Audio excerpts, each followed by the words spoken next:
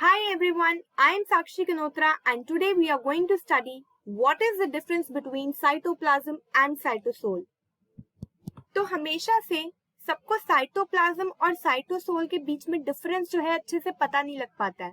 So today we are going to study what is the difference between protoplasm, cytoplasm and cytosol.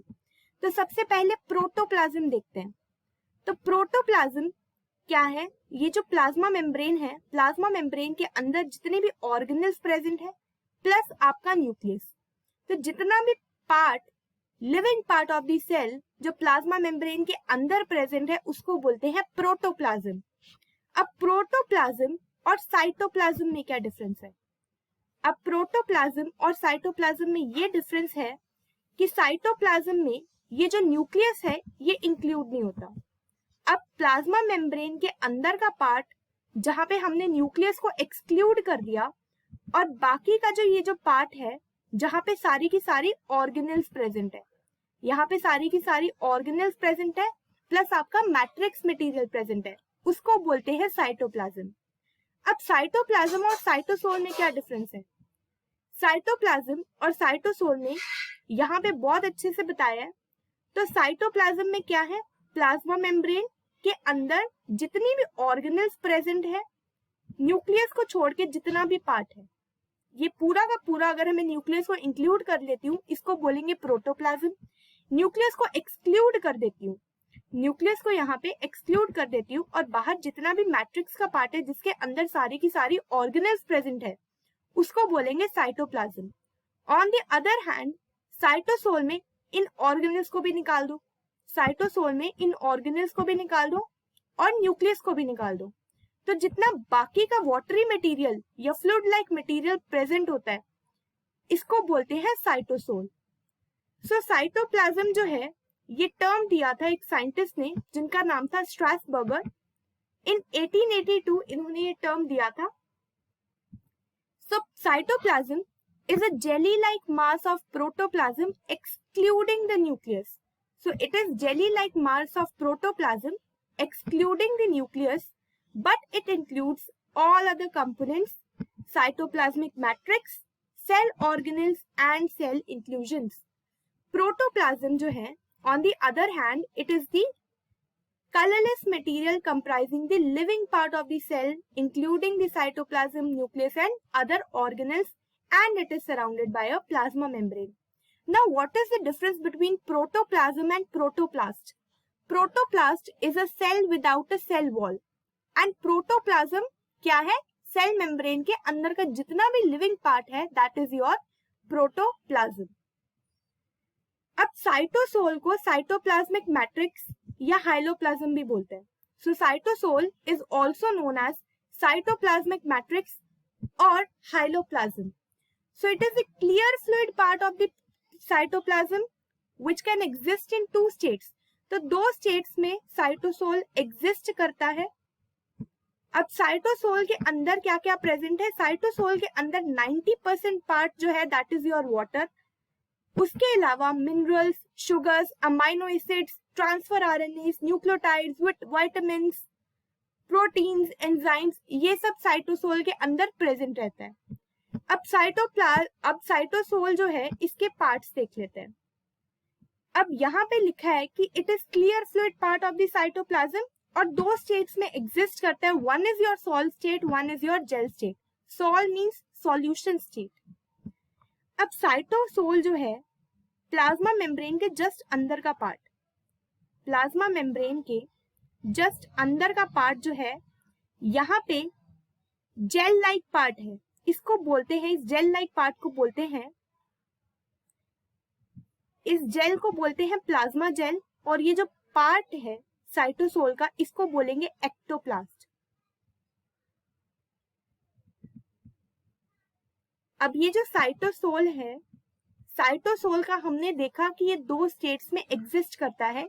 एक state है solution state और दूसरा state है jail state. Solution state को हम बोलते हैं plasma sol, gel like state को हम प्लाज्मा जेल बोलते हैं. अब जो प्लाज्मा जेल है, प्लाज्मा मेम्ब्रेन के जस्ट अंदर का जो पार्ट है जो प्लाज्मा मेम्ब्रेन को लाइन कर रहा है, ये थोड़ा जेल लाइक कंसिस्टेंसी में होता है, इसको बोलेंगे प्लाज्मा जेल. अब ये जो पार्ट है इसको बोलेंगे एक्टोप्लास्ट। ऑन द अदर हैंड जितना भी इंटरनल पार्ट है, जितना भी अंदर का पार्ट है, ये बहुत क्लियर होता है और फ्लूइड लाइक होता है, watery clear.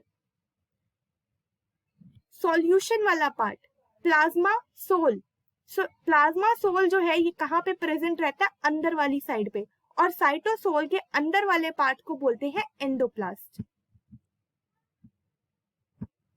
Plasma gel is usually present below the plasma membrane and it is known as ectoplast, whereas plasma soul is the solution part जो solution state में present है cytosol में. It is internal and it is known as endoplast. Now what is the function of cytoplasmic matrix? So cytoplasmic matrix के important functions देख लेते हैं. सो cytoplasmic matrix के अंदर बहुत सारे रॉ मटेरियल्स प्रेजेंट है सेल ऑर्गेनल्स की फंक्शनिंग के लिए. सो सबसे पहला इंपॉर्टेंट पॉइंट है raw materials. So matrix contains raw materials and provide the same to the cell organelles for their proper functioning. So हमने यहाँ पे देखा था कि बहुत सारे minerals, sugars, amino acids, nucleotides present है इसके अंदर जो सेल ऑर्गेनल्स को चाहिए होती है उसकी प्रॉपर फंक्शनिंग के लिए. Now, second important function of cytoplasmic matrix is exchange. So, cell organelles जो है ये usually unconnected रहती है. So, cell organelles एक दूसरे से usually connected नहीं होती, unconnected होती है. तो ये एक cell organelle से अगर दूसरी cell organelle में किसी चीज का ट्रांसपोर्ट होना है तो ये किसके जरिए होगा? ये cytoplasmic matrix के जरिए होगा. So, they exchange materials to the cytoplasmic matrix. तो साइटोप्लाज्मिक मैट्रिक्स में मटेरियल जाता है और जिसके जरिए एक सेल ऑर्गेनल से मटेरियल या प्रोटीन या कोई भी चीज जो है वो दूसरे सेल ऑर्गेनल में ट्रांसपोर्ट होती है. Now comes products. अब रॉ मटेरियल्स जो है ये साइटोप्लाज्मिक में प्रेजेंट है तो ये जो सेल ऑर्गेनल्स हैं ये प्रोडक्ट्स भी यहाँ पे पड़े होंगे, प्रोडक्ट्स को भी यहाँ पे देंगी. So the products of cell organelles these are passed out into the matrix, right. Next comes biosynthesis. So matrix, it is the seat of synthesis of a number of biochemicals. जैसे कि fats, यहाँ पे बहुत सारे enzymes present है, बहुत सारे raw materials present है. तो क्या होगा? जो cytoplasmic matrix है यहाँ पे बहुत ज्यादा synthesis होगा.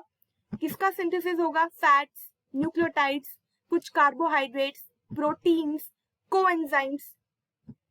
Next important function of cytoplasmic matrix is catabolic activities.